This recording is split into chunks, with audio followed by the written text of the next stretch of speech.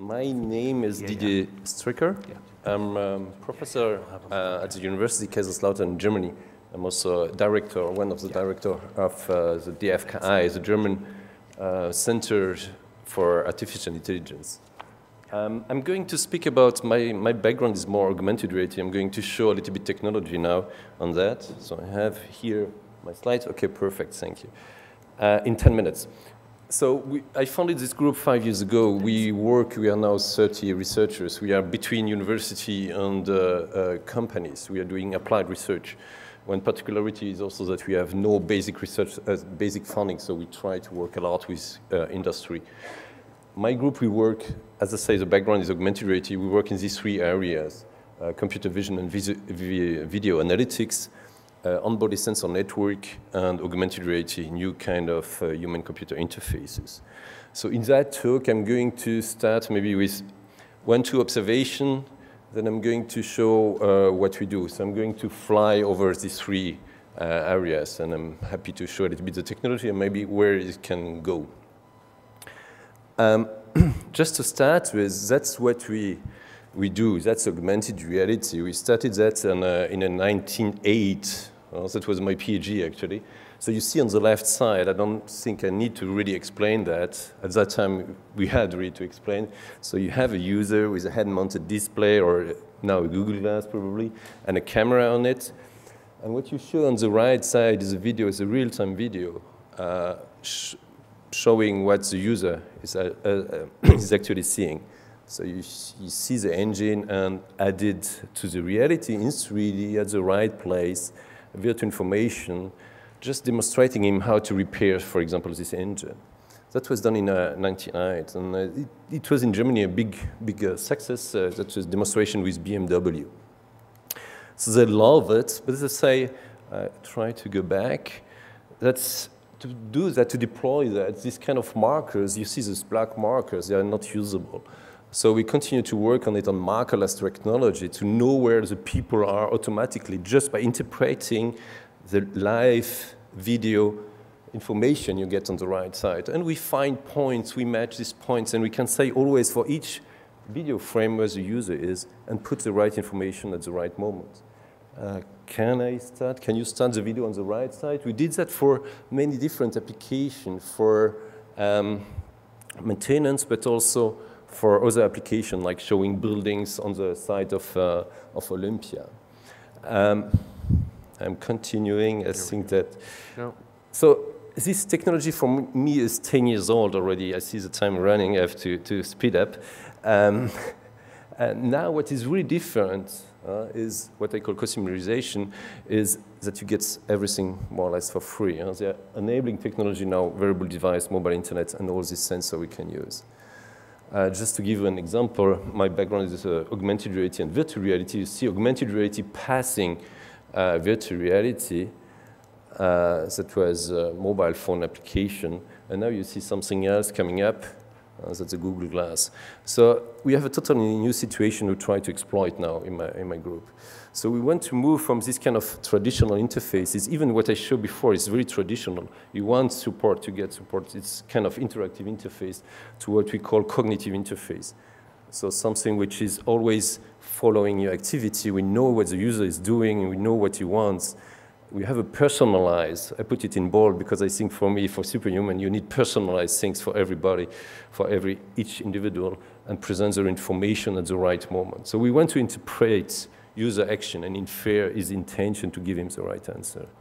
How we see that is a little bit, it's a very simple view, but to have a digital clone with computer vision, with sensor on the body, in the clothes, digitalize all action, interpret them, and then present this information to the right information to the people, or even transfer information from people knowing things to people not knowing things. So we want to capture how people do things, and we want to present that to other people.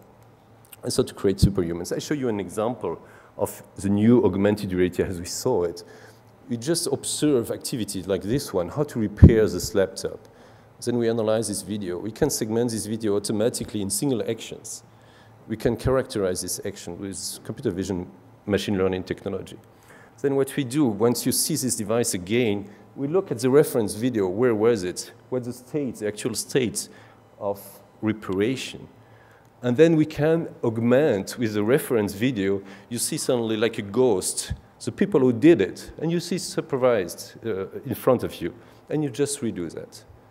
For that, you just need to observe one time with your computer, with a webcam, with your mobile phone, how to do things, and then you upload it to a server. Wow. It's augmented, it's structured, and you can download it in your Google Glass, and you know how to compute it. You know how to do it. So we did that 2 years ago. That's a new kind of things. I hope the video will start. We are testing at the moment which are the right area to work with. So you see, like in front of you, some other people who have expertise and bring you this expertise directly in your field of view. And you can even put in green if you're doing the right thing, so we can detect the hand and show discrepancy directly, so that you completely, let's say, guided and monitor. So that's one area. The other one is on-body sensor network. We started to develop this big sensor, the big black sensor, 3 years ago. Now you have it on a chip. The one was $2,000. This one is $50. So we build them in closes now. We were limited by the number of sensors, but now we are not anymore. For $10, you can buy 100 of them, put them in closes, and do new things. So that's our approach. We define what we call body models. We have simple body models at the moment, but continue to work on it, and try with the sensors to infer these parameters. It can be simple motion tracking, like this one. That's totally wireless. The only cable you see here is because of the camera. We wanted also to film what the people are doing. But we can infer all these actions. We can aggregate them, and we can then structure them. We can compare then what's the difference between a newcomer and a champion, just by capturing and comparing motion. Now we can understand how people do things and why do they are skilled, champion or not.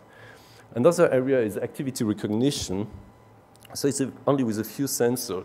What we were interested in is activity monitoring, physical activity monitoring. And here, the idea was not to just characterize how much you run, how fast you run, but to have long-term monitoring over the day with a lot of different activities. So we classify, you try to classify up to 20 activities in a very careful way. So we can distinguish, for example, if people go stair up or go stair down, and then do a profiling on that. We notice what is very important in this kind of approach is to personalize your system for the different individual. So it's always machine learning. So you have a database, you collect data, and then you work for a kind of people, young people, for example. But if you take kids, or if you take older people, it won't work. So we work a lot on personalization. So how to adapt the system, and I think that's one key of for empowering people is to personalize the system to their need and to their capability. So I don't want to go into detail in that. We work on that. So mainly personalization algorithm. Basically, we retrain our system, but on very low power and very limited computer, basically your mobile phone. So you don't need a big cluster. So that you can enter your own activities. The way you do it, we retrain that quickly, and you get a very high recognition rate. The last thing I wanted to propose an example is what is possible now in computer vision, in visual analytics. We call it artificial vision. Just an example, but you see on the right side, we just define in the first video, detect the face of one of the guy, and we can track it over a complete video, even with all this distortion. We can follow him. So that's one area, the area of tracking. So we can recognize objects, follow them in a very good way. We try to read, but not read like OCR, like you have it in a document. You put a document, you scan it, and your computer read it. We want to read from live video. So you have your video here in your car, and you detect where is text. Can I read that? What you do actually more or less intuitively. You get symbols and interpret them. We want to look at that more carefully. And the last one is we went to scans. So you saw someone just in front of Kinect rotating around. That's what you get from these kind of images, very low resolution. But with computer vision, you can aggregate all this information and create new models, 3D models, of everything from your surrounding, but also from the people.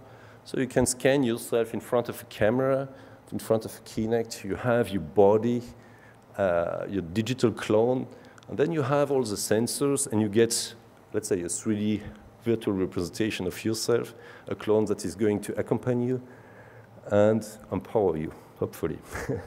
So that's the kind of things we do. Just in front of a Kinect, you rotate by 360 degrees, you create a digital model of yourself. Before you go to the gym and after you go to the gym, and you can see if it's before Christmas, after Christmas, you can also. Okay, and now we are working on that, not with a Kinect giving you depth camera, but just with mobile phone, and that's things that's going to work too. Okay, that's it. So our research focus now is personalization and long-term autonomy. All the system shouldn't work 1-2 hours, but during the full day, during weeks and months. That's what we look at now. Okay, thank you very much. Terrific.